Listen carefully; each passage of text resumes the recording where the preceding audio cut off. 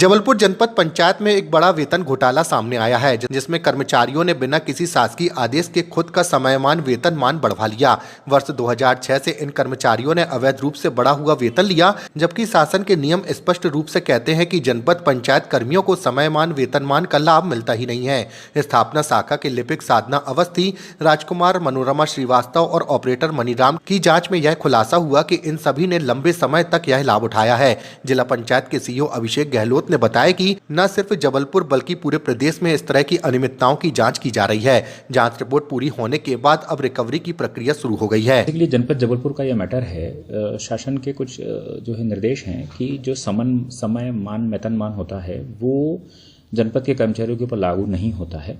तो उसी तारतम्य में जो है इसकी जांच जो है हमने पूरे जिले में ही इसके लिए निर्देशित किया हुआ है और शासन के भी उस तरह के निर्देश हैं कि अगर किसी को गलत तरीके से इस प्रकार के कोई वेतन निर्धारण करते हुए अगर कोई राशि दी गई है तो उसकी वसूली की जानी है। उसी के संबंध में ये कार्रवाइयाँ की गई हैं।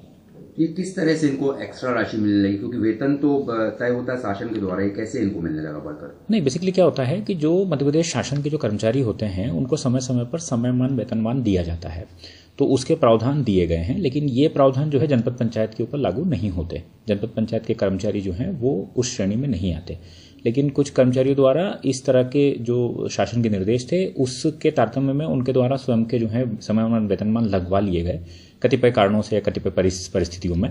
तो उन सब की जांच हो रही है। जो उसके लिए पात्रता नहीं रखते उन सब के वो वेतनमान के बेसिस पर जो गलत निर्धारण हुआ है उसके बेसिस पर रिकवरी निकाली जा रही है। इस वेतनमान को बढ़ाने में कोई आरोपी सामने आया है कि किसने इसे बढ़ाया है, किसके द्वारा ही बढ़ाया है? अब उस समय किसने उसको पुटअप किया है और वो सब किया है उसकी जो जांच पृथक से की जाएगी। वर्तमान में तो उद्देश्य है कि अगर किसी को गलत तरीके से लगा हुआ है, क्योंकि बेसिकली रिटायरमेंट के बाद भी सबकी वसूली होती है, क्योंकि लोकल फंड एंड ऑडिट से उसका सबका परीक्षण होता है, उसके बाद ही फिर उनके मतलब बाकी भी फाइनल जो होता है।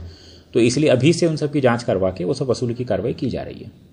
इसमें से कौन से कर्मचारी जिनके से रिकवरी निकाली गई? अब वो पूरी लिस्टिंग है, मुझे मतलब व्यक्तिगत रूप से याद नहीं मतलब ऐसे नामजद पता नहीं है। वो लगभग पूरे जिले में इस तरह की कार्रवाइयाँ हो रही हैं।